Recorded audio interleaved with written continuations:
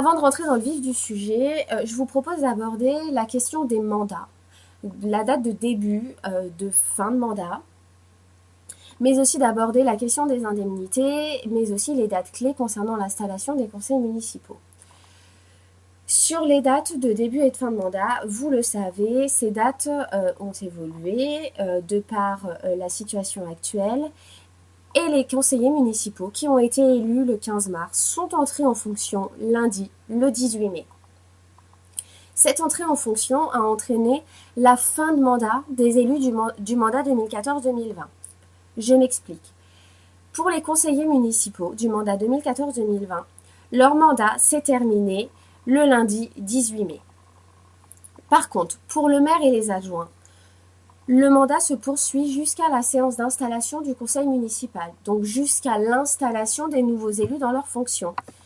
Sur les indemnités, c'est pareil, il va y avoir des dispositions particulières.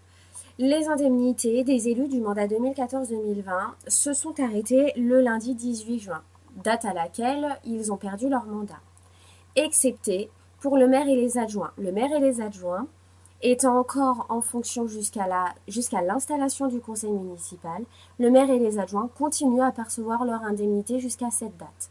Seuls les conseillers municipaux du mandat 2014-2020 perdent leur indemnité à compter du 18 mai. Ils perdent donc leur indemnité, mais aussi leur mandat. Pour les nouveaux élus, sur les dates de début de versement des indemnités, je vais l'évoquer un petit peu plus loin lorsque l'on va évoquer la question des indemnités. Et je vais vous expliquer un petit peu la particularité des indemnités dans ce début de mandat. Concernant les dates clés d'installation du conseil municipal, vous savez, là encore, on a dû s'adapter à la situation particulière et en fait, initialement, la séance d'installation du conseil municipal se déroule au plus tôt le vendredi et au plus tard le dimanche, suivant le tour du scrutin, à l'issue duquel le conseil municipal a été élu au complet.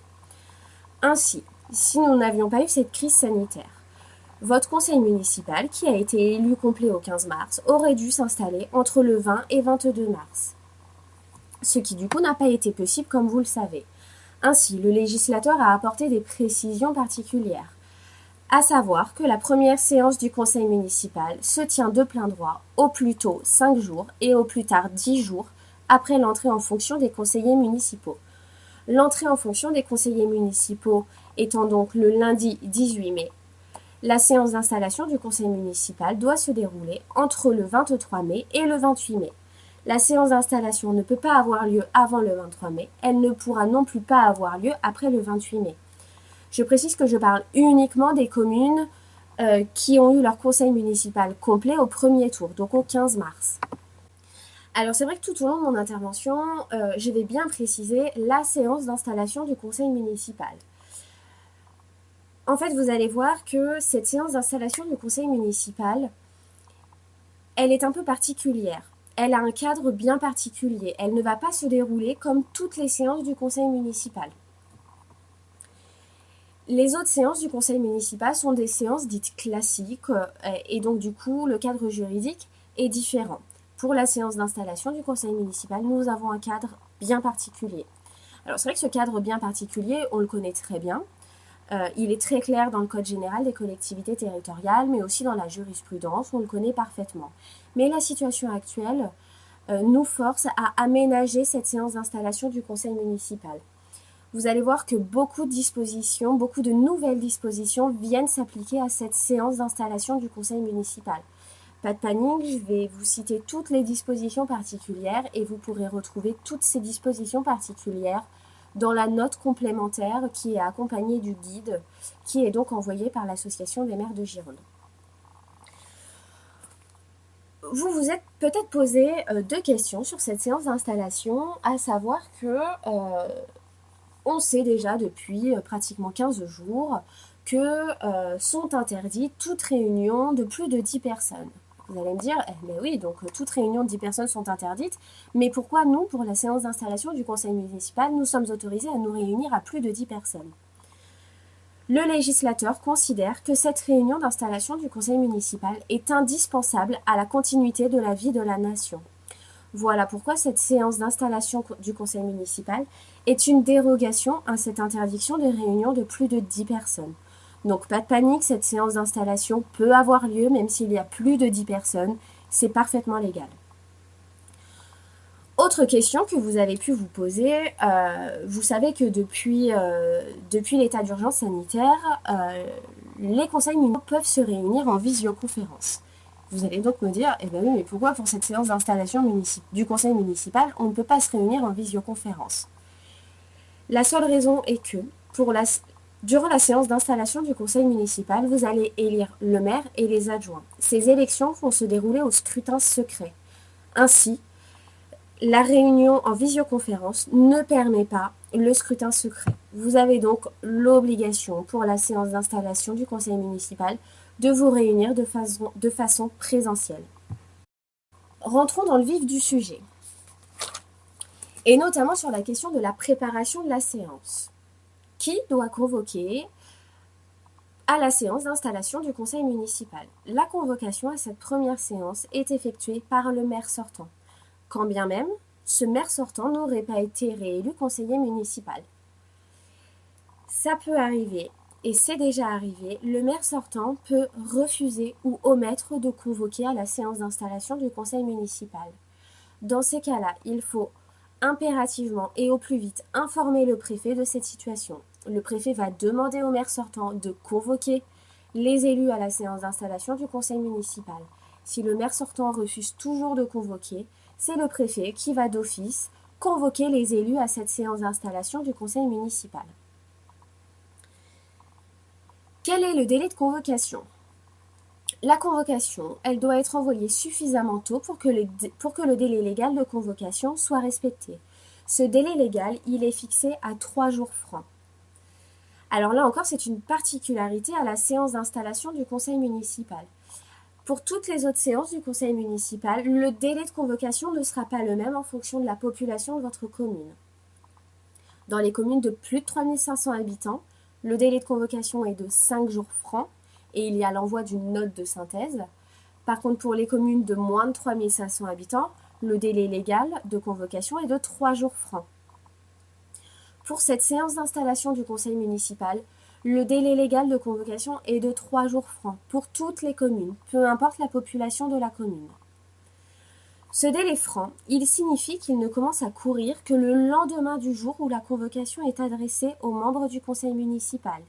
Il doit donc s'écouler 3 fois 24 heures, comptées de minuit à minuit, entre le jour de l'envoi de la convocation et le jour de la séance.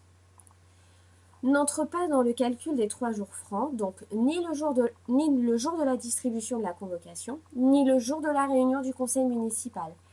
Précisons que ce délai peut comprendre un samedi, un dimanche ou un jour férié. Prenons un exemple. Si la séance du conseil municipal est prévue le 23 mai, la convocation devra être envoyée le 19 mai, le 19 mai étant le jour de l'envoi, le 20, 21 et 22 étant les 3 jours francs, le 23 mai étant le jour de la séance. Les 3 jours francs sont donc respectés. Qui est convoqué à cette séance d'installation du conseil municipal? Chaque nouveau conseiller municipal est convoqué individuellement et personnellement à la séance du conseil municipal. Ainsi, l'ensemble des conseillers qui ont été élus le 15 mars sont convoqués à cette séance d'installation du conseil municipal. Précisons que les élus du mandat 2014-2020 qui n'ont pas été réélus en 15 mars n'ont pas à être convoqués à cette séance d'installation du conseil municipal. Vous allez voir, je vais le dire un petit peu plus loin sur la présence du public durant cette séance. Les anciens élus du mandat 2014-2020 qui n'ont pas été réélus peuvent éventuellement participer à cette séance, mais de façon passive, c'est-à-dire dans le public. Ils ne peuvent pas participer au débat, ils ne pourront pas participer au vote. Ils ne sont plus élus. Comment envoyer les convocations? Pour les élus du mandat 2014-2020, vous avez sûrement en tête que le principe de base, pour les anciens élus, donc du mandat 2014-2020, vous devez sûrement avoir en tête que la convocation est envoyée par courrier postal. Par contre, si les conseillers en font la demande, elle peut être transmise par voie dématérialisée. Il y a eu des évolutions en la matière. Les évolutions, Elles viennent de la loi Engagement et Proximité qui a modifié un certain nombre de choses sur le fonctionnement des collectivités. Cette loi Engagement et Proximité, elle date du 27 décembre 2019. Et cette loi, elle vient modifier ce principe d'envoi des convocations. Désormais, toutes les convocations sont transmises par voie dématérialisée. Ou, si les élus en font la demande, les convocations pourront être adressées par écrit à leur domicile ou à une autre adresse. Le principe de droit commun étant donc que la convocation est envoyée par voie dématérialisée ou si les élus le demandent par courrier postal. Il faut donc récupérer, si ce n'est pas déjà fait, les adresses mail de l'ensemble des conseillers du 15 mars pour pouvoir envoyer les convocations. Où doit se tenir la séance du conseil municipal ? Le conseil municipal se réunit et ne délibère valablement qu'à la mairie de la commune. Ça, c'est le principe de base. Une exception, le maire peut par exemple réunir le conseil municipal dans un autre lieu en justifiant par l'impossibilité de réunir l'ensemble des conseillers et du public dans des conditions de sécurité satisfaisantes. Ça peut être le cas par exemple d'une mairie qui est en travaux. La mairie étant en travaux, malheureusement la salle du conseil municipal n'est pas disponible, il faut donc changer de salle. Attention, là encore des dispositions particulières sur ce lieu de séance.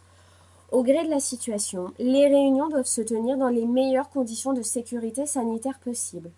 Le lieu doit donc permettre que les élus disposent de 4 mètres carrés d'espace pour pouvoir respecter notamment la distanciation sociale d'1 mètre. Ainsi, pour beaucoup, votre salle habituelle du conseil municipal, elle ne va pas vous permettre d'avoir ces 4 mètres carrés par personne.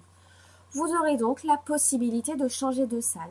Attention sur ce changement de salle, puisque le lieu, je vais l'évoquer juste après, le lieu de réunion du conseil municipal doit être évoqué dans la convocation, doit être précisé dans la convocation. C'est donc le maire sortant qui va décider de ce changement de salle. Si votre salle habituelle ne permet pas d'avoir les 4 mètres carrés, le maire sortant peut donc décider que la réunion se tiendra dans un autre lieu, y compris en dehors de la commune. Attention, ce lieu choisi doit ne pas contrevenir au principe de neutralité, offrir les conditions d'accessibilité et de sécurité nécessaires et permettre d'assurer la publicité des séances. Précisons que s'il y a un changement de lieu, il faut impérativement et obligatoirement prévenir le préfet de ce changement de lieu. Il faut prévenir le préfet et également le sous-préfet. Vous pouvez le faire via la plateforme TNV. Les agents de votre collectivité doivent très bien connaître cette plateforme. Voilà, vous pouvez informer le préfet et le sous-préfet de ce changement via cette plateforme. L'information du préfet est obligatoire. Sur le volet aménagement de la salle, préparation de la salle. Je le disais, il faut vraiment avoir en tête, la salle, elle doit permettre à ce que chaque élu ait 4 mètres carrés pour la distanciation sociale. Le conseil scientifique, dans son avis du 8 mai, a édicté un certain nombre de préconisations, notamment concernant la préparation de cette salle. Je le disais, je le répète encore, pour respecter la distanciation sociale, chaque personne doit pouvoir disposer de 4 mètres carrés. Le port du masque est vivement recommandé. Autre préconisation du conseil scientifique, le lavage des mains avec une solution hydroalcoolique avant notamment de remplir les bulletins. Mais également l'utilisation pour chaque conseiller de son propre stylo. Donc sur la préparation de la salle et les préconisations du conseil scientifique, je le disais, 4 mètres carrés par personne, le port du masque recommandé, le lavage des mains avec une solution hydroalcoolique avant de remplir le bulletin pour l'élection du maire et des adjoints notamment, l'utilisation d'un stylo personnel, concernant le dépouillement et le comptage à l'occasion des scrutins. Une seule personne doit être en charge de la manipulation des bulletins pour le dépouillement. Une seule personne va donc toucher les bulletins pour le dépouillement. La personne qui va compter doit donc être une autre personne. Cette personne qui va compter, elle ne doit pas toucher les bulletins. La personne qui dépouille va donc présenter les bulletins à la personne qui compte et la personne qui compte va donc réaliser le comptage sans toucher les bulletins. Concernant l'assignation des places dans la salle, dans certaines communes, vous aviez probablement, peut-être, un règlement intérieur. Si le règlement intérieur prévoit des dispositions particulières concernant l'assignation des places des élus durant les conseils municipaux, Ce règlement intérieur est toujours en vigueur. Les dispositions continuent donc de s'appliquer. Si vous n'avez pas de règlement intérieur ou si le règlement intérieur est silencieux sur ce sujet, vous êtes libre de déterminer qui se placera à quel endroit. Soit vous réalisez au préalable un plan de table, ou soit le jour J, chacun s'installe où il le souhaite. Lorsque vous procédez à l'élection donc du maire et des adjoints, vous n'avez pas l'obligation de mettre en place matériellement un bureau de vote. Mais vous devez faire en sorte de préserver le caractère secret du scrutin. Puisque vous n'avez pas l'obligation de mettre en place matériellement un bureau de vote, vous n'avez donc pas l'obligation de mettre en place une urne, tout comme un isoloir. Il n'y a non plus pas l'obligation de mettre des bulletins de vote dans une enveloppe, Un conseiller municipal peut parfaitement préparer son bulletin de vote à l'avance, à condition que ce bulletin ne comporte aucun signe de reconnaissance. Vous n'avez non plus pas l'obligation d'avoir une liste d'émargement ou encore la présentation de la pièce d'identité. Ce qu'il faut retenir là-dedans, c'est que vous êtes finalement libre d'organiser vos scrutins à partir du moment où ces scrutins restent secrets. Et vous allez voir, quand on va parler de l'élection du maire et des adjoints, je vais réinsister là-dessus. Les scrutins sont secrets. Voilà sur la préparation de la salle. Sur le contenu de la convocation, je le disais tout à l'heure, la convocation, elle doit contenir le lieu de réunion. Elle doit aussi contenir la date et l'heure de la réunion, mais également les différentes mentions portées à l'ordre du jour. Alors vous allez voir que sur cette séance particulière d'installation du conseil municipal, l'ordre du jour est cadré. Vous avez finalement 5 points qui doivent être précisés sur l'ordre du jour. Premier point, l'installation du conseil municipal.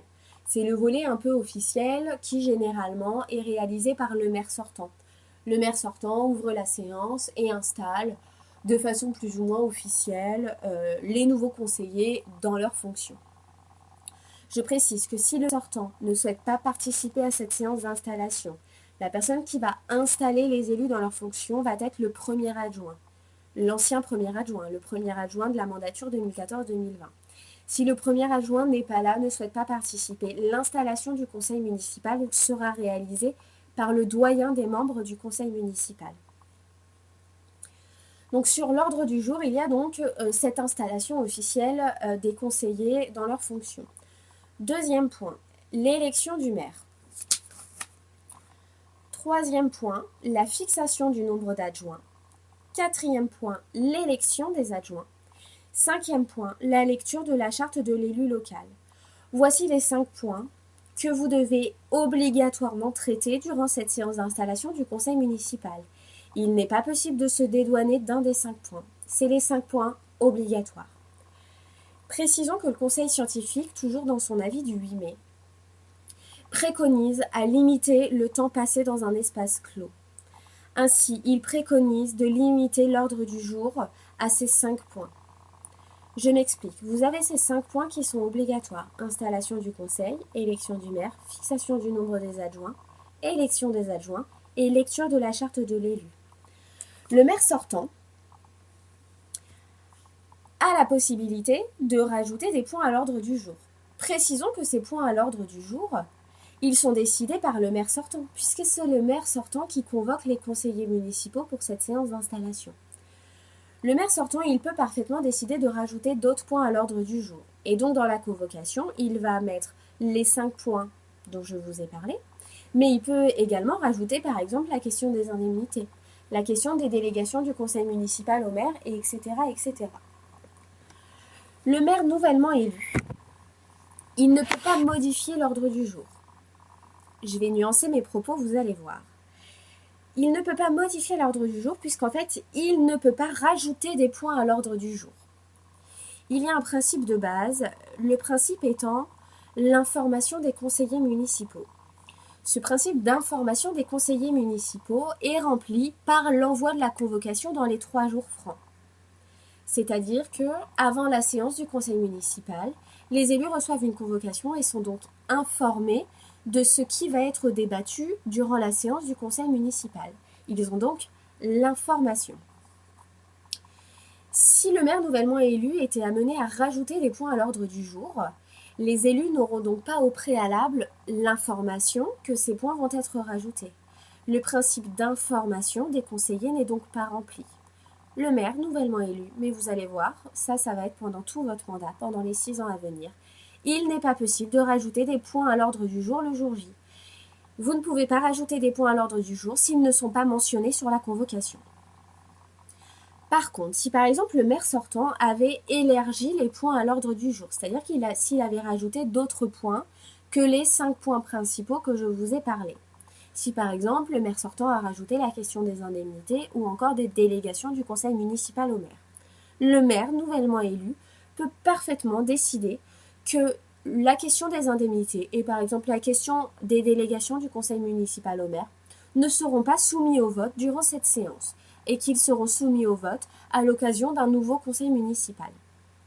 Le maire nouvellement élu ne peut pas rajouter des points à l'ordre du jour, puisque sinon il va violer le principe d'information des conseillers municipaux, mais il peut décider que certains points ne seront pas abordés durant cette séance, excepté les 5 points obligatoires: installation du conseil, élection du maire, fixation du nombre d'adjoints, élection des adjoints, lecture de la charte de l'élu.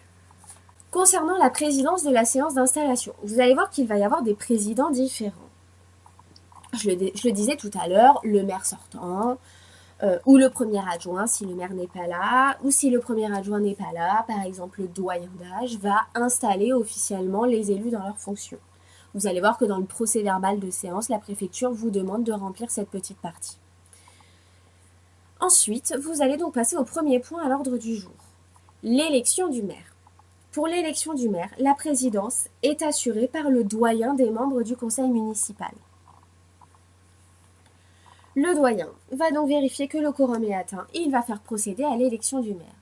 Une fois que le nouveau maire est élu, c'est ce nouveau maire qui va prendre la présidence de cette séance d'installation du conseil municipal et qui va donc aborder tous les autres points à l'ordre du jour. Précisons que si le maire nouvellement élu est également le doyen d'âge, pas de souci. Il sera donc dans un premier temps président en qualité de doyen d'âge et ensuite il sera président en qualité de nouveau maire. Concernant la complétude du conseil municipal,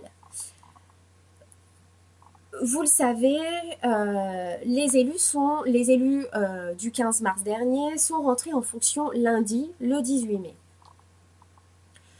Depuis lundi, les élus du mandat du 15 mars ont la possibilité de démissionner. Alors, s'ils ne pouvaient pas démissionner avant, ou du moins si leur démission n'est entrée en fonction qu'à compter de lundi, c'est parce qu'en fait, avant lundi, donc du 15 mars jusqu'au lundi 18 mai, les élus du 15 mars n'étaient pas en fonction, ils n'étaient pas entrés en fonction. Ils ne pouvaient donc pas démissionner, puisqu'ils ne pouvaient se démettre d'un mandat qu'ils ne détenaient pas encore. Vous le savez que après le 15 mars, le mandat des élus de 2014-2020 a été prolongé. Et je l'ai dit en début de cette réunion. Il peut donc arriver que certains élus de 15 mars démissionnent entre lundi 18 mai et par exemple la séance d'installation du conseil municipal. S'ils démissionnent, ils doivent adresser leur démission à l'ancien maire, le maire du mandat 2014-2020, puisque vous n'avez pas encore élu votre nouveau maire. Par contre, si les conseillers souhaitent démissionner après cette séance d'installation du conseil municipal, dans ces cas-là, ils devront adresser leur démission au nouveau maire, au maire nouvellement élu. Le principe de droit commun étant que le conseil municipal ne peut élire son maire et ses adjoints que si et seulement si il est complet. C'est-à-dire s'il y a eu des démissions, si ces postes qui sont devenus vacants ont été remplacés. Là, en l'occurrence, il y a des dispositions particulières au regard de la situation actuelle. Le législateur autorise à ce que, quand bien même il y aurait eu des démissions et que le conseil municipal ne serait pas complet, le conseil municipal peut valablement élire le maire et les adjoints. Faut-il obligatoirement être présent à la séance? Alors, la réponse est non. Vous n'avez pas l'obligation d'être présent physiquement à la séance, mais précisons que vous n'avez pas l'obligation d'être physiquement présent à l'ensemble des séances du conseil municipal. Vous n'êtes pas obligé de participer à toutes les séances du conseil municipal. Pour cette séance d'installation, vous allez voir là encore qu'on a des dispositions un petit peu particulières. Un élu qui ne peut pas participer à cette séance d'installation du conseil municipal, il a la possibilité de donner procuration, de donner un pouvoir à un autre élu. Il va donc demander à un autre élu de voter en son nom. Là encore, nous avons des dispositions particulières au regard de la situation. Auparavant, un membre du conseil municipal ne peut être détenteur que d'un seul pouvoir, que d'une seule procuration. Là, au regard de la situation, un membre du conseil municipal, donc une personne, peut avoir 2 pouvoirs au lieu d'un seul habituellement. Ces 2 pouvoirs possibles par membre du conseil municipal, cette dérogation, elle est applicable jusqu'à la fin de l'état d'urgence sanitaire, donc c'est-à-dire jusqu'au 10 juillet. Sur le quorum, le conseil municipal ne délibère valablement que lorsque la majorité des membres en exercice est présente. Habituellement, pour toutes vos séances du conseil municipal, la majorité, elle est comprise comme étant plus de la moitié. Là encore, nous avons des dispositions particulières au regard de la situation. Le quorum a été abaissé. Le quorum est donc abaissé au tiers des membres présents, au lieu de la moitié habituellement. Là encore, ce quorum abaissé au tiers des membres présents est valable jusqu'à la fin de l'état d'urgence sanitaire, jusqu'au 10 juillet. Précisons que pour cette séance d'installation du conseil municipal, pour calculer ce quorum, nous allons prendre en compte uniquement les conseillers municipaux physiquement présents. Les procurations ne comptent pas dans ce quorum. Pour la séance d'installation du conseil municipal, le quorum est donc abaissé au tiers des membres présents et au tiers des membres physiquement présents. On ne prend pas en compte les procurations. Par contre, pour les autres séances du conseil municipal jusqu'au 10 juillet, pour le quorum, qui sera toujours jusqu'au 10 juillet le tiers des membres présents, les procurations seront prises en compte. C'est uniquement pour cette séance d'installation du conseil municipal que pour calculer le quorum, nous ne prenons pas en compte les procurations. Nous comptons uniquement les membres physiquement présents.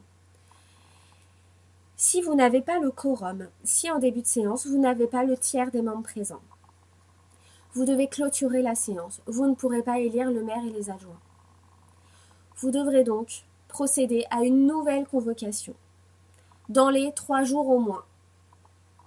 Dans ces cas-là, cette nouvelle séance d'installation du conseil municipal pourra se dérouler, cette fois-ci, sans condition de quorum.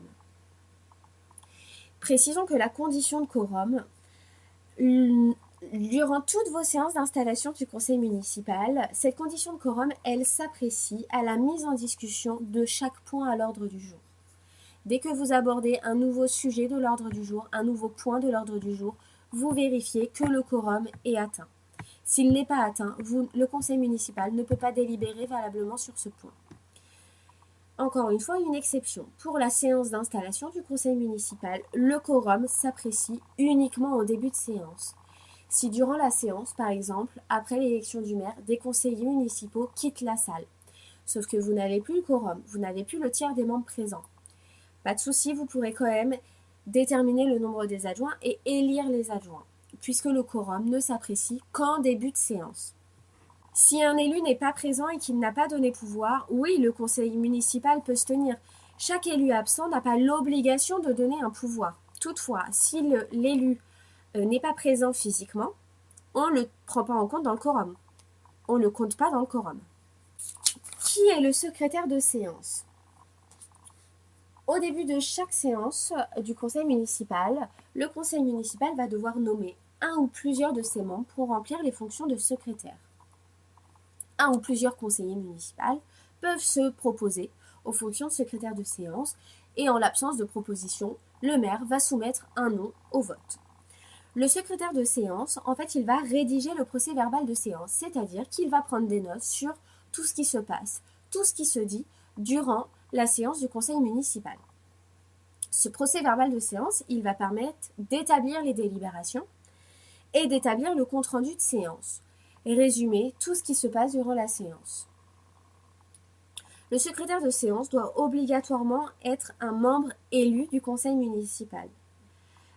dans certaines communes, la personne qui rédige le procès-verbal de séance est parfois le directeur général de service, le directeur général adjoint, la secrétaire de mairie, le secrétaire général. Ce n'est donc pas un élu, c'est un agent territorial. Attention, cet agent territorial, il ne remplit pas les fonctions de secrétaire de séance. Il remplit les fonctions d'auxiliaire de séance. Précisons que la non-désignation d'un secrétaire de séance n'entache pas la légalité des décisions prises par le conseil municipal.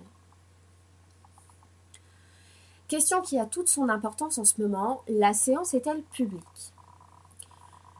Le droit commun impose que chaque séance du conseil municipal est publique.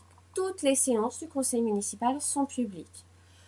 Sauf si, et seulement si, il est décidé que la séance se tiendra à huis clos. Attention, là encore, il y a des dispositions particulières. Le conseil scientifique préconise de limiter le nombre de personnes présentes dans la salle, mais aussi d'adapter la salle, vous le savez encore avec ses 4 mètres carrés. Le législateur vous offre donc la possibilité pour cette séance d'installation du conseil municipal, le législateur vous offre la possibilité de limiter la présence du public ou bien de l'interdire. Vous allez voir que le législateur vous propose 3 solutions. Première solution. Cette solution, vous savez, c'est le maire sortant qui convoque et c'est le maire sortant qui décide de l'ordre du jour. C'est donc le maire sortant qui va décider et qui va le préciser dans la convocation. Ce maire sortant, il va décider que la séance se tiendra sans public. Parce que, par exemple, votre salle ne permet pas d'accueillir du public et notamment ne permet pas à ce que chacun ait 4 mètres carrés. Dans ces cas-là, la retranscription en direct des débats est obligatoire. Vous devez trouver un moyen pour rediffuser les débats du conseil municipal, pour ne pas entacher ce caractère public de séance, puisque vous avez interdit le public. Donc, première solution, le maire sortant le précise dans la convocation. Il décide que la séance se tiendra sans public, mais dans ce cas, vous avez l'obligation de retranscrire les débats en direct. Précisons sur la retranscription des débats. Vous êtes assez libre de retranscrire les débats un peu comme vous le souhaitez. Je m'explique. Vous pouvez retranscrire les débats en direct sur le site internet de la commune ou encore par exemple sur la page Facebook de la commune. Finalement, c'est assez simple de retranscrire en direct. Par exemple, si votre commune ne dispose pas de page Facebook, là d'ici votre première séance d'installation, vous créez une page, vous invitez les administrés de la commune à aimer la page. Et le jour J, durant la séance, un des élus prend son téléphone et fait un Facebook Live, filme en direct durant toute la séance le conseil municipal et cela est retranscrit en direct sur la page Facebook de la commune. Voilà la première solution. Décider et le préciser dans la convocation que la séance se tiendra sans public avec retranscription obligatoire des débats en direct. Deuxième solution. Là encore, c'est le maire sortant qui va prendre la décision et qui devra le préciser dans la convocation. Le maire sortant peut décider et préciser que la séance se tiendra en présence du public, mais dans un nombre limité. Ça peut être le cas lorsque vous délocalisez la séance d'installation du conseil municipal dans une salle des fêtes, dans un gymnase. Finalement, vous pouvez accueillir du public, mais vous pouvez accueillir du public que dans un nombre limité pour que chacun ait ses 4 mètres carrés. Dans ces cas-là, le maire sortant doit préciser dans la convocation que la séance se tiendra avec du public, mais dans un nombre limité et préciser le nombre. Dans ces cas-là, le caractère public de la séance est rempli, vous n'avez pas l'obligation de retranscrire en direct les débats. Troisième solution. Cette solution, elle ne peut pas se décider en amont. C'est la solution du huis clos. Le huis clos, il se décide en début de séance, à la demande du maire ou de 3 conseillers municipaux. Le huis clos se décidant en début de séance, il n'est pas possible au préalable de décider que la séance se tiendra à huis clos. C'est complètement interdit de préciser dans la convocation au conseil municipal que la séance se tiendra à huis clos. Le huis clos se décide en début de séance, à la demande du maire ou de 3 membres du conseil municipal. Lorsqu'il y a la demande du huis clos en début de séance, le conseil municipal est amené à voter sur cette demande de huis clos et voter sans débat. Il n'est pas possible de débattre au préalable sur ce sujet-là. Demande de huis clos, le conseil municipal délibère sur cette demande, donc accepte le huis clos ou bien refuse le huis clos. Si le huis clos est accepté, si éventuellement il y a du public, le public doit sortir. C'est le principe même du huis clos, il n'y a pas de public et il n'y a donc pas de retranscription en direct des débats. Donc voilà, les deux premières solutions, sans public, mais avec retranscription par tout moyen des débats en direct. Deuxième solution, avec du public, mais en nombre limité, pas de retranscription en direct. Les deux premières solutions, elles doivent être précisées dans la convocation. Troisième solution, le huis clos. Il n'est pas possible de décider au préalable qu'une séance se tiendra à huis clos. Alors je sais que sur certaines communes, vous avez déjà reçu les convocations et certaines convocations contiennent la mention « La réunion se tiendra à huis clos ». On n'a pas de recul, on n'a pas de jurisprudence. Si, en cas de contentieux, aujourd'hui on n'est pas capable de dire quelle sera la position du juge là-dessus. Est-ce que le juge décidera que c'est parfaitement illégal et donc il sera amené à annuler l'élection du maire et des adjoints, ou bien il passera outre? On ne le sait pas. C'est vraiment des dispositions nouvelles, donc on n'a aucun recul là-dessus. Faut-il informer le public par un autre biais que la convocation de son interdiction de présence et de la vidéotransmission? Oui, en fait, vous allez l'afficher à la porte de la mairie, mais aussi à la porte du nouveau lieu de réunion, si c'est au gymnase ou à la salle des fêtes. Vous pouvez le préciser sur le site internet de la commune, sur la page Facebook de la commune, dans le journal. Voilà, tant qu'à faire, informer le plus largement possible de la décision qui est actée. Si la réunion se tient à huis clos, le principe même du huis clos, c'est qu'il n'y a pas de retranscription en direct. Le principe même du huis clos, c'est qu'on décide le huis clos justement pour qu'il n'y ait pas de public. Donc retranscription en direct interdite. S'il est décidé du huis clos, il n'y a pas de retranscription en direct, c'est interdit. Si la vidéo de retransmission ne fonctionne pas durant le conseil municipal, voilà, mystère. C'est bien de faire des tests avant si vous voyez que la connexion internet est trop mauvaise, que c'est trop compliqué d'un point de vue logistique. J'ai envie de vous dire, faites en sorte d'autoriser le public en nombre limité ou sinon décidez en début de séance le huis clos.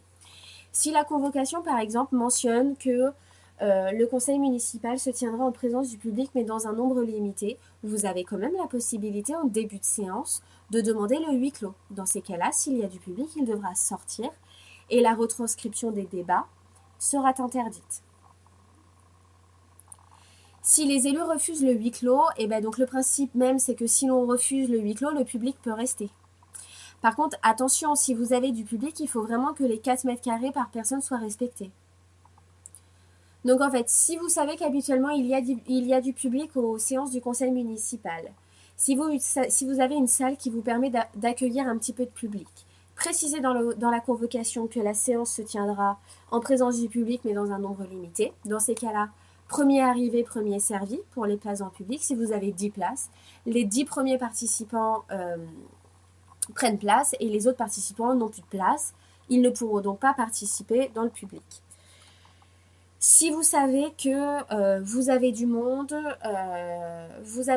qui vient généralement dans le public durant les séances du conseil municipal, vous ne pouvez pas accueillir le public parce que la salle est trop petite, soit vous décidez que la réunion se tiendra sans public, dans ces cas-là, retranscription en direct, ou bien vous décidez en début de séance le huis clos. Et dans ces cas-là, si le huis clos est accepté, vous faites sortir tout le monde. Si le huis clos n'est pas accepté, statu quo, le public reste.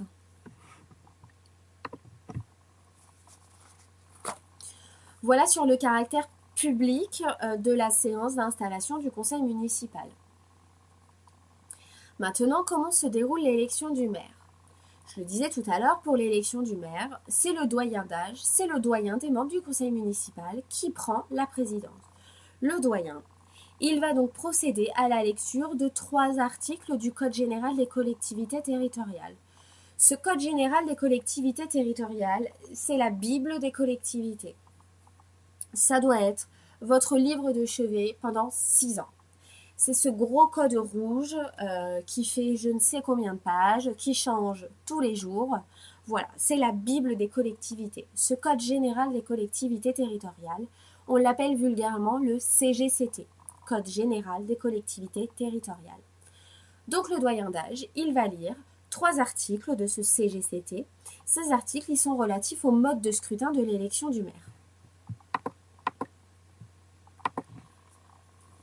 Dans la très grande majorité des cas, les conseillers municipaux qui postulent aux fonctions de maire, ils font acte de candidature. Cette formalité n'est pas obligatoire. Aucun texte ni aucun principe général du droit ne l'impose. Ainsi peut être élu un membre du conseil municipal qui ne s'est pas porté candidat à la fonction de maire. Précisons aussi qu'un conseiller municipal peut se porter candidat à n'importe quel tour du scrutin, quand bien même il n'était pas candidat au tour du scrutin d'avant. Aucun texte n'impose à ce qu'un candidat tête d'une liste aux élections municipales ne se présente comme candidat à l'élection du maire. Je m'explique. Aux élections du 15 mars, vous aviez généralement tous un candidat tête de liste qui était finalement le candidat pressenti à la fonction de maire. Ce candidat tête de liste, il n'est pas du tout lié. Il a la possibilité de ne pas se présenter comme étant candidat à l'élection du maire. Sur le volet élection, les règles habituelles relatives aux élections sont intégralement applicables. C'est-à-dire que le vote de chaque conseiller municipal doit être libre. Toute manœuvre de nature à entacher la régularité du scrutin entraîne l'illégalité de la désignation du maire. Il en est de même des pressions qui pourraient être exercées par les conseillers en vue d'orienter leur vote. Le vote de chaque conseiller municipal est aussi personnel. Alors nuançons là-dessus, le vote par procuration est possible. Le vote de chaque conseiller municipal est secret. J'insiste là-dessus depuis le début. La connaissance du vote, la connaissance du sens du vote d'un seul conseiller municipal est de nature à entraîner l'irrégularité de l'élection. La jurisprudence exige le respect absolu du secret du vote. Toutefois, je le disais tout à l'heure, tout le caractère habituel des élections, l'urne, l'isoloir, etc., ne sont pas applicables. Mais le respect absolu du secret de vote est primordial et obligatoire. Le maire est donc élu au scrutin secret et à la majorité absolue. C'est donc un scrutin uninominal majoritaire à 3 tours. Si après 2 tours du scrutin, aucun candidat n'a obtenu la majorité absolue, la majorité absolue, elle s'obtient en divisant par 2 le nombre de suffrages exprimés, puis en retenant toujours le premier nombre entier supérieur sur le résultat ainsi obtenu. La majorité, elle se calcule non pas par rapport à l'effectif légal du conseil municipal, mais par rapport au nombre de suffrages exprimés. À ce nombre de suffrages exprimés, on ne compte pas les bulletins blancs et nuls. Ainsi, si après 2 tours du scrutin, aucun candidat n'a obtenu la majorité absolue, il est procédé à un 3e tour de scrutin. Et l'élection a lieu là à la majorité relative, le candidat ayant obtenu le plus de suffrages est élu. En cas d'égalité de suffrages, le plus âgé est déclaré élu. Je reprécise, les bulletins blancs et nuls sont exclus des suffrages exprimés. Sur le scrutin secret, c'est donc un vote à l'aide de bulletins. L'élection ne peut pas avoir lieu à main levée ni au scrutin public, puisqu'en fait le scrutin public, on connaît le nom des votants et il y a l'indication de leur vote, et c'est inscrit au procès-verbal. Lorsque le nouveau maire est élu, il entre en fonction.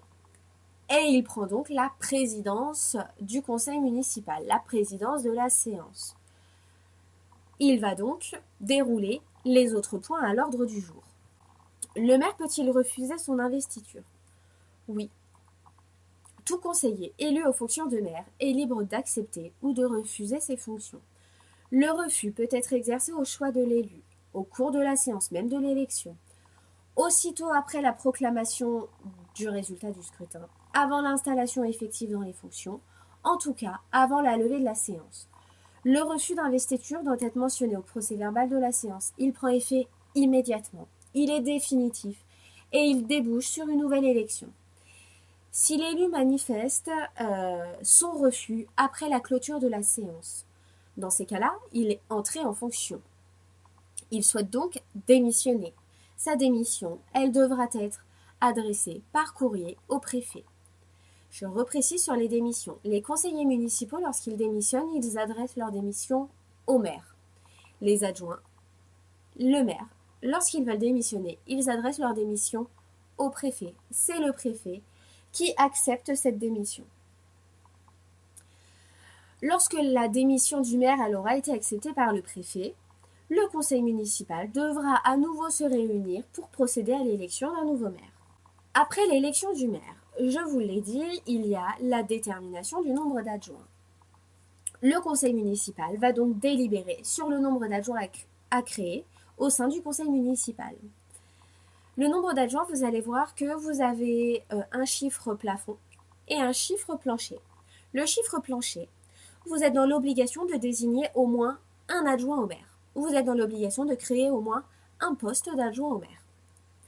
Le chiffre plafond, c'est que vous ne pouvez pas créer plus de 30% de postes d'adjoints, plus de 30% de l'effectif légal du conseil municipal.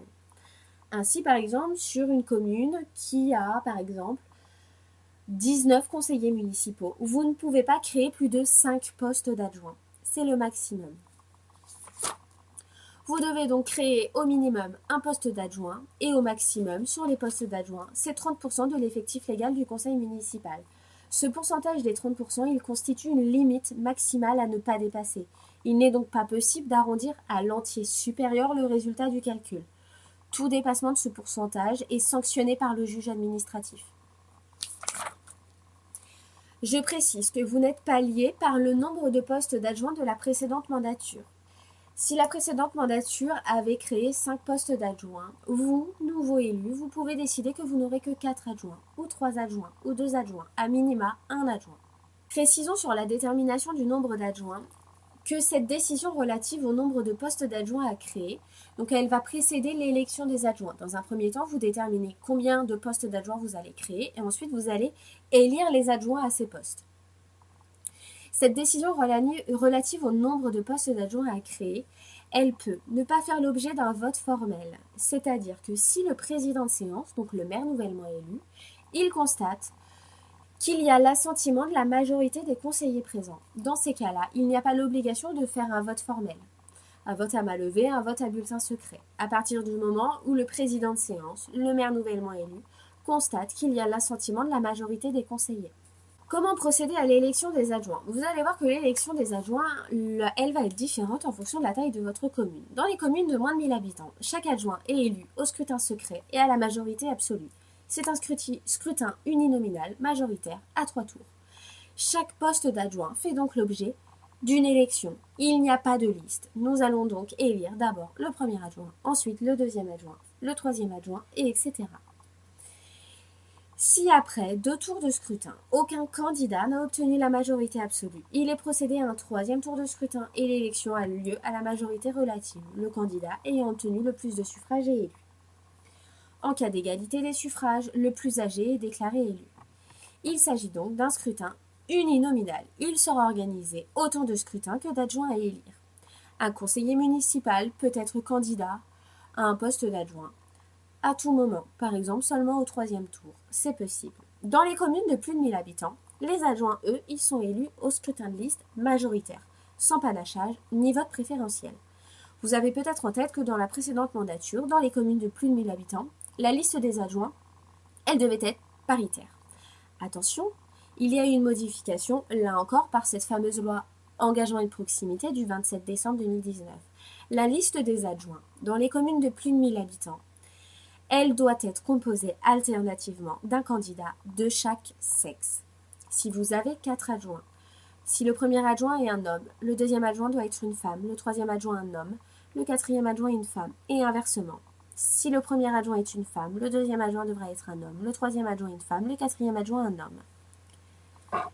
Précisons que le maire, si par exemple le maire est un homme, le premier adjoint peut être un homme. Ou si le maire est une femme, la première adjointe peut être une femme.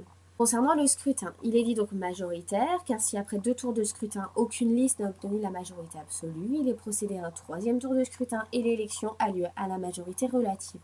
la liste ayant obtenu le plus de suffrages étant alors élue.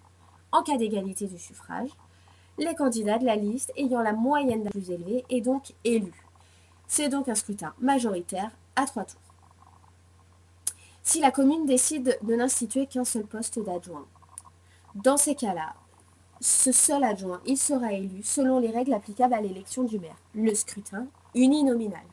Est-ce que l'ordre de la liste des bulletins de vote de l'élection du 15 mars a une influence sur l'ordre de la liste des adjoints? Vous savez, généralement, sur votre bulletin de vote pour les élections du 15 mars, en tête de liste, vous avez mis le maire pressenti, en second, le premier adjoint, en numéro 3, le deuxième adjoint, etc., etc. L'ordre de présentation de la liste des candidats aux fonctions d'adjoint n'est pas lié à l'ordre de présentation des candidats à l'élection municipale. Elle peut être donc différente. Est-ce que la liste doit être complète? La liste des candidats aux fonctions d'adjoint doivent comporter au plus autant de conseillers municipaux que d'adjoints à désigner. Aucune disposition n'interdit donc la présentation de listes incomplètes. Si une liste incomplète était élue, il faudra donc compléter les postes d'adjoints non pourvus. Concernant la présentation de la liste, aucun formalisme n'est requis pour la présentation de la liste. L'ordre de présentation des candidats doit apparaître clairement. Le plus souvent, le dépôt de la liste de candidats aux fonctions d'adjoint est matérialisé par le dépôt d'un bulletin de vote. Sur la question, est-ce qu'un adjoint peut-il refuser son investiture? C'est la même chose que pour les maires. Tout conseiller élu aux fonctions d'adjoint est libre d'accepter ou de refuser ses fonctions.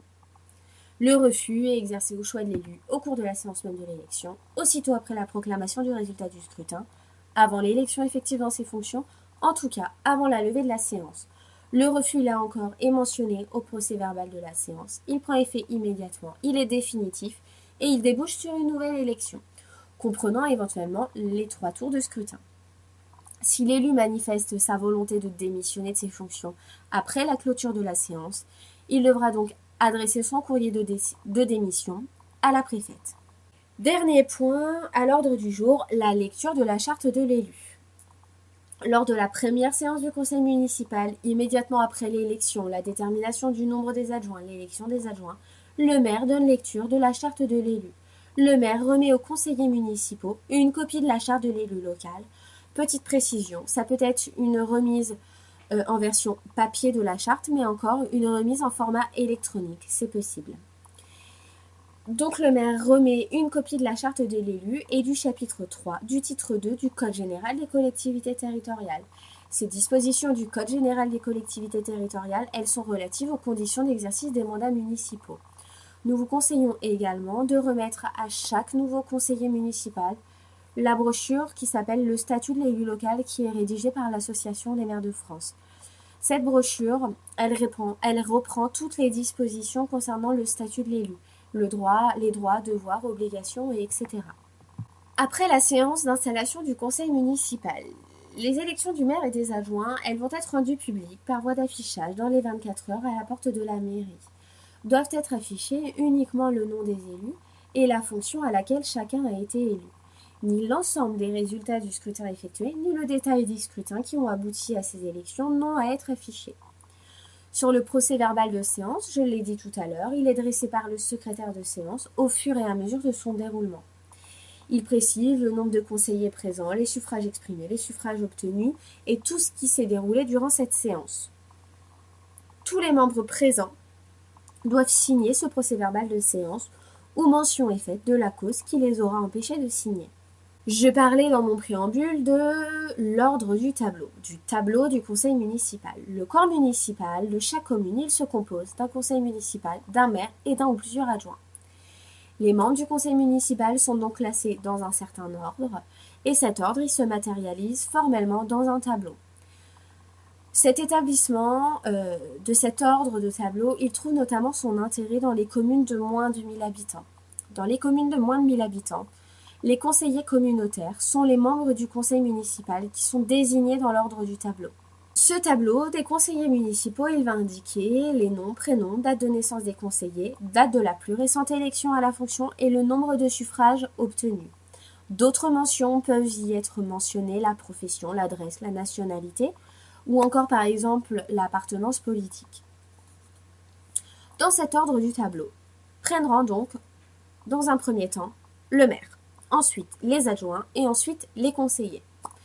Concernant les adjoints, dans les communes de moins de 1000 habitants, les adjoints prennent rang selon l'ordre de leur élection. Après le maire viendra donc dans l'ordre du tableau le premier adjoint, le deuxième adjoint, puis le troisième adjoint, et etc.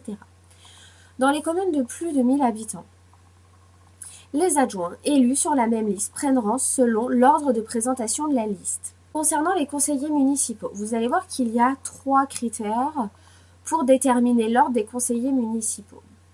Tout d'abord, il y a l'ancienneté de leur élection.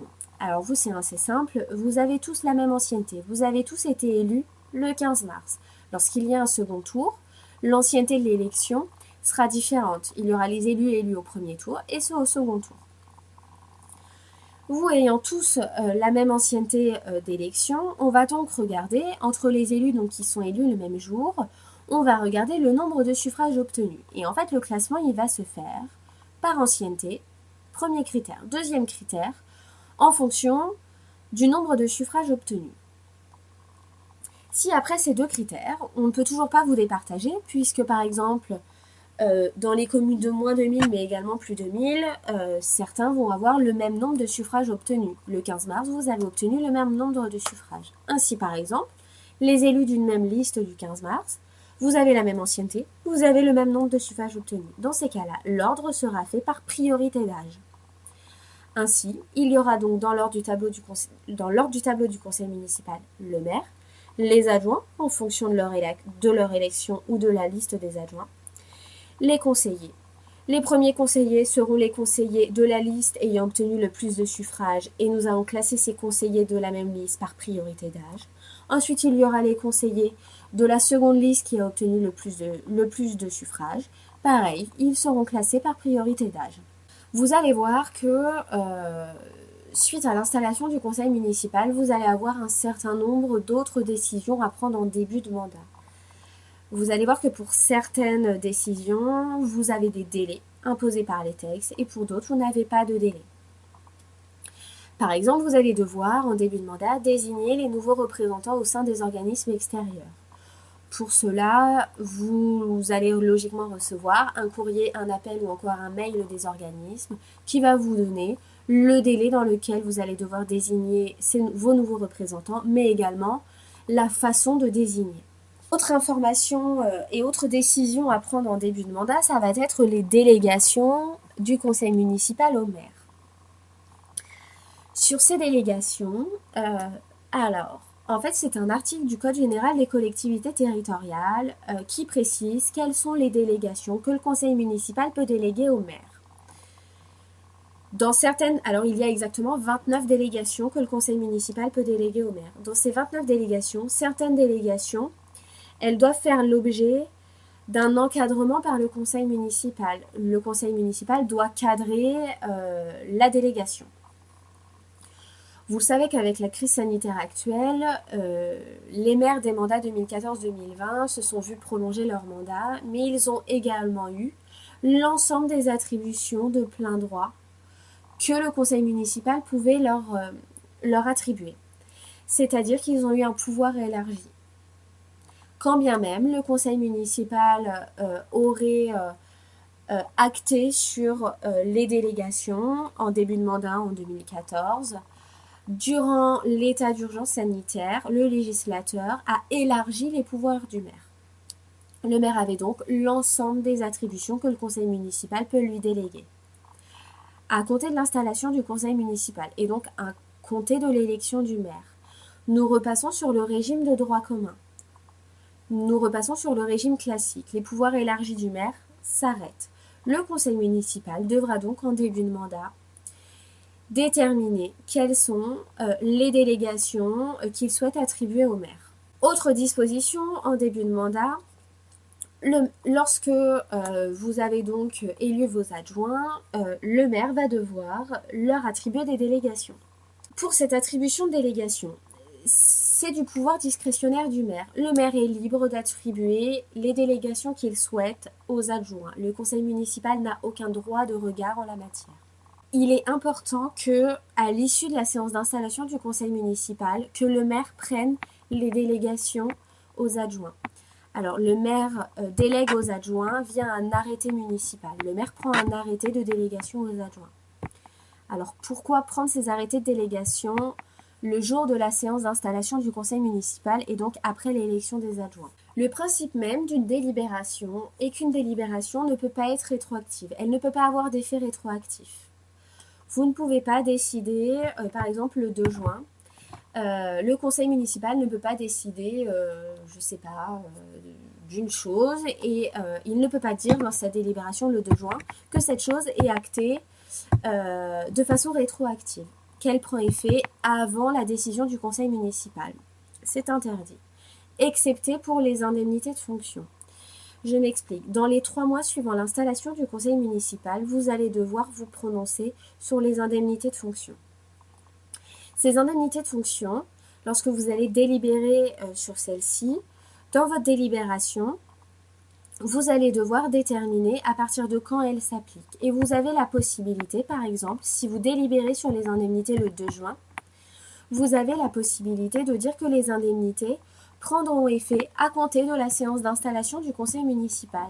Donc par exemple, le 23 mai, si votre séance d'installation du conseil municipal a eu lieu le 23 mai. Votre délibération aura donc un effet rétroactif. Précisons que les adjoints, pour avoir une indemnité, ils doivent avoir une délégation du maire. Il doit y avoir un arrêté de délégation du maire aux adjoints pour que l'adjoint ait des indemnités. Un adjoint, une personne qui a été élue adjoint, qui n'a pas de délégation du maire, n'a pas le droit de percevoir une indemnité. Sur les indemnités de fonction, chaque commune dispose d'une enveloppe indemnitaire. L'enveloppe indemnitaire, elle est égale à l'indemnité maximale du maire, ainsi qu'à l'indemnité maximale des adjoints. Je m'explique. Si le conseil municipal a créé 5 postes d'adjoints, vous avez donc élu 5 adjoints. Mais le maire a pris des arrêtés de délégation uniquement pour 4 adjoints. Il y a un adjoint qui a été élu, son poste a été créé, il a été élu, mais le maire a décidé de ne pas lui attribuer de délégation. Vous avez donc sur vos 5 adjoints uniquement 4 adjoints qui ont des délégations. Dans ces cas-là, votre enveloppe indemnitaire, elle sera égale à l'indemnité maximale du maire, mais aussi l'indemnité maximale des 4 adjoints qui ont des délégations de fonction, et non pas des 5 adjoints que vous avez, puisqu'un adjoint sans délégation n'a pas le droit de percevoir une indemnité de fonction. Je précise que si vous souhaitez indemniser des conseillers municipaux, en fait cette enveloppe indemnitaire, c'est votre budget maximal. Vous ne pouvez pas le dépasser. Ainsi, si vous souhaitez indemniser les conseillers municipaux, délégués ou non, si vous souhaitez indemniser ces conseillers municipaux, le maire et les adjoints ne pourront pas percevoir leur indemnité au montant maximal. C'est-à-dire qu'il faudra baisser l'indemnité du maire et ou des adjoints pour dégager de l'excédent. Cet excédent pourra donc être redistribué à des conseillers municipaux afin de respecter votre enveloppe indemnitaire. Il faut donc baisser des indemnités pour dégager de l'excédent, pour redistribuer cet excédent. L'enveloppe indemnitaire ne peut jamais être dépassée. Alors, si le point des indemnités n'est pas à l'ordre du jour, je parle de la lecture de la charte. Alors, si la charte de l'élu local n'est pas à l'ordre du jour, normalement c'est illégal, c'est un point qui doit obligatoirement être présent à l'ordre du jour de la séance d'installation du conseil municipal. S'il n'est pas à l'ordre du jour, eh bien, il n'y aura pas de lecture de charte. Et quid de la décision du juge en cas de contentieux? Je ne sais pas. Concernant les indemnités des conseillers délégués, elles n'ont pas l'obligation d'être égales, mais tout comme l'indemnité des adjoints. Les adjoints peuvent percevoir des indemnités différentes. Par contre, les indemnités des conseillers municipaux délégués ne peuvent pas être supérieures aux indemnités des adjoints. Les indemnités des conseillers municipaux délégués doivent forcément être inférieures aux indemnités des adjoints. Je précise que sur les conseillers municipaux délégués, ce n'est pas le conseil municipal qui crée les postes de conseillers municipaux délégués. Les conseillers municipaux délégués, ils sont dits conseillers municipaux délégués, puisqu'en fait le maire a pris des arrêtés pour leur déléguer des attributions. Le maire peut donc prendre des arrêtés de délégation aux adjoints, mais également à des conseillers municipaux. Ainsi, les conseillers municipaux qui ont des délégations de fonctions, ils sont conseillers municipaux délégués. Mais le conseil municipal n'a pas à créer des postes de conseillers municipaux délégués, ni à élire des conseillers municipaux délégués. Sur l'organisation matérielle avec les mesures sanitaires, stylo. Alors, chaque élu doit venir avec son propre stylo. Vous pouvez aussi imposer à ce que chaque élu vienne avec son propre papier. Le but étant que éviter que trop de personnes touchent la même chose en fait, pour éviter de se redonner les microbes du coup. Après les indemnités, vous allez voir que dans les 3 mois suivant l'installation du conseil, vous allez devoir aussi délibérer sur la question du droit à la formation des élus. Chaque membre du conseil municipal a le droit à une formation adaptée à leurs fonctions. La commune a l'obligation de prévoir un budget formation. Ce budget formation, il ne peut pas être inférieur à 2% du montant total des indemnités de fonction susceptibles d'être allouées aux élus. Il ne peut non plus pas dépasser les 20% des indemnités maximales susceptibles d'être allouées. Sur la formation des élus, il y a une réforme en cours, une grosse réforme en cours. Pour le moment, on n'a pas d'informations sur le sujet. La réforme a pris un petit peu de retard avec la situation actuelle. Mais voilà, dès qu'on aura des informations, nous ne manquerons pas de vous les apporter. Sur l'adoption du règlement intérieur, dans les 6 mois suivant l'installation du conseil municipal, vous allez devoir adopter un règlement intérieur. Ce règlement intérieur était auparavant obligatoire uniquement pour les communes de plus de 3500 habitants. Le seuil a été abaissé. Maintenant, à partir de 2020, les communes de 2000 habitants et plus ont l'obligation d'établir un règlement intérieur. Je le disais dans mon préambule, le règlement intérieur, nous sommes en train d'établir un modèle, il vous sera envoyé le plus tôt possible.